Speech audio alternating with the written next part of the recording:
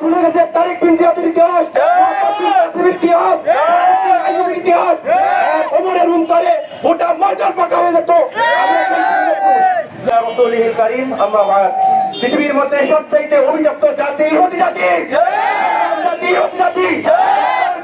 জাতি। এখন সময় এসেছে বিশ্বের মানচিত্র থেকে ইসরায়েলের নাম মুছে দেওয়ার। আমরা যদি বিশ্বের মুসলিম 200 কোটি মুসলিম এক কাতার এক প্ল্যাটফর্মে আসতে পারি, ইসরায়েলকে বিশ্বের মানচিত্র থেকে মুছে ফেলে দিতে পারবো। সঙ্গে সঙ্গে আমেরিকাকেও বিশ্বের মানচিত্র থেকে মুছে ফেলা হবে ইনশাআল্লাহ। ভুলে গেছে তারেক বিন জিয়াদের ইতিহাস, ইতিহাস, ইতিহাস। ওমরের রুমকারে গোটা ময়দান ফাঁকা হয়ে যেত।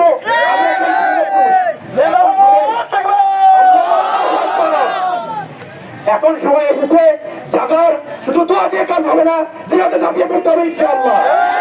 সর্বদা মুসলিম প্রস্তুত, ফিলিস্তিনকে সঠিক করতেই হবে ইনশাআল্লাহ। ধন্যবাদ ভাই কর্তৃক সংক্ষিপ্ত আকারে বক্তব্য দেওয়ার জন্য। সম্মানিত এই ভাইয়েরা এই পর্যায়ে বক্তব্য